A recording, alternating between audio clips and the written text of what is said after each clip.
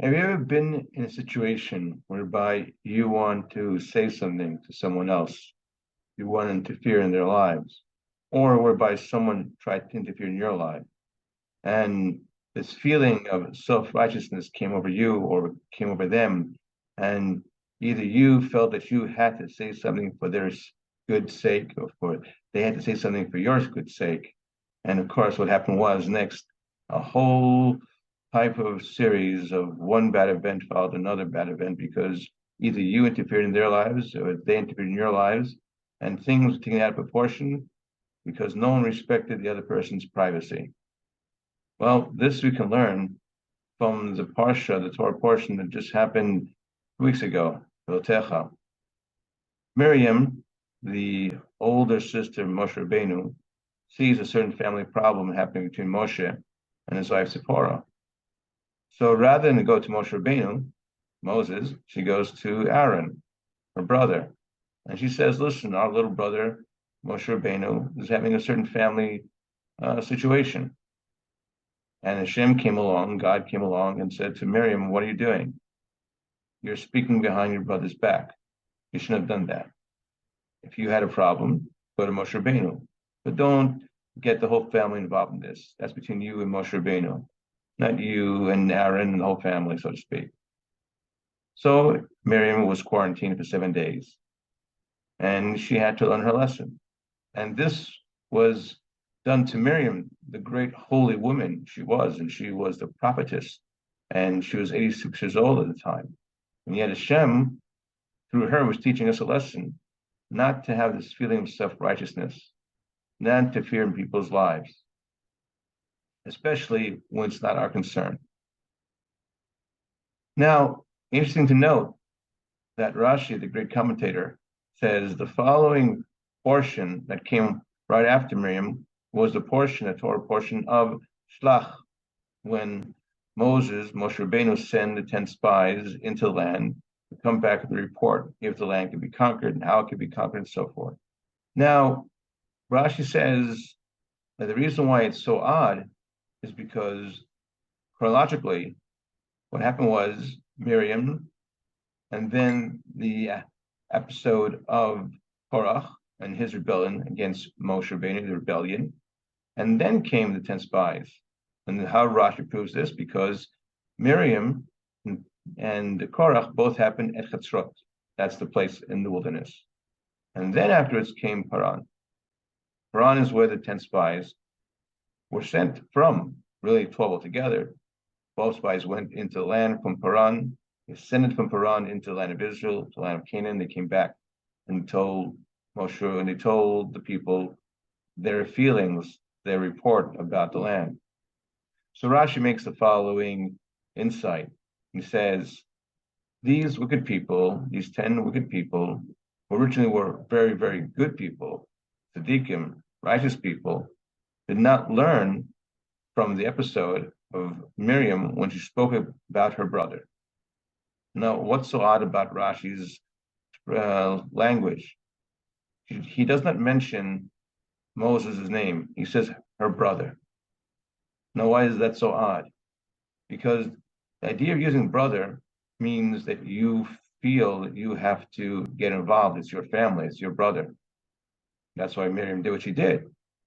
So maybe the same thing over here, the 10 spies did what they did. They felt that maybe their brother, Moshe Rabbeinu, was not leading the people properly.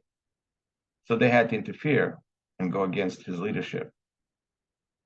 Not thinking of the fact that they went to the public. They came back with a report, which they spoke in front of the whole children of Israel. And they didn't think for one moment that maybe Moshe Rabbeinu would be embarrassed. They didn't think for a moment that maybe this would be rebellion against Moshe Rabbeinu's leadership, or maybe they did. Either way, they didn't view Moshe Rabbeinu as their brother, or consider his feeling as their brother, and not realize and give it the benefit of doubt for their brother, which they should have learned from Miriam. Because Miriam's whole mistake was that she spoke about her brother without considering her brother's feelings. But she went to Aaron when she should have gone to Moses himself, and say, brother, what's going on? The same thing happened here. The 10 spies should have gone to Moshe Rabbeinu privately and told their feelings about the land, if it can be conquered and how it can be conquered privately. But instead, they went out to the public. And they said a very bad report. A truthful report, by the way. All was true. Nothing was a lie. All was true. From their perspective, what truth was about the land. That there were fortresses and there were giants and so forth, and probably couldn't be conquered from their perspective. But they said it in a way that A, embarrassed Moshe Rabbeinu. B, it demeaned his leadership to such an extent that the people began to cry and murmur and said, let's pick another leader and go back to Egypt. So the damage was done. Because they didn't learn the lesson that Miriam had taught us indirectly, is that one should always consider their brother or their sister and not embarrass them in public. Not embarrass them at all, not talk behind their back. Because if you have a problem with someone, you go to them face to face, but not to a third party. Because that only will cause gossiping and slander and evil tongue, even that information may be true. First, you find out the facts before you interfere. You talk to the person who's involved in it before you conjuncture things and make things up. Assumption is a very bad thing to do. It can lead to very horrible situations. So what happened was, you see, Hashem put together both the incident of Miriam and the incident of the spies. But in reality, again, what happened was, first came the episode of Miriam, then the episode of Korach, when the earth was swallowed, and Korach and his 250 men were taken down to the underworld because they had rebelled against Moshe Rabbeinu, Moses. And then came the episode of the 10 spies. So wouldn't you think that maybe they would be frightened about the rebellion, whereby the 250 people were swallowed whole, alive? Wouldn't that scare them? Rashi doesn't quote that. Instead, he quotes about the incident of Miriam.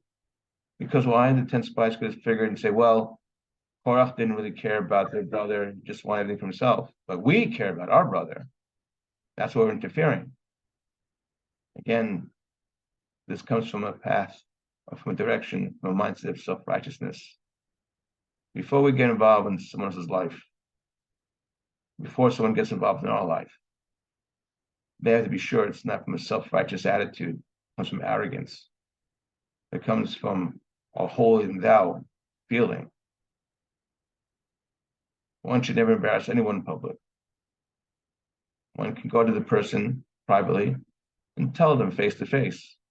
But to embarrass someone in public, as my Rosh Hashiva, Rav Dovah Feinstein, told us once, the worst sin possible is to embarrass someone in public. And that's what they did.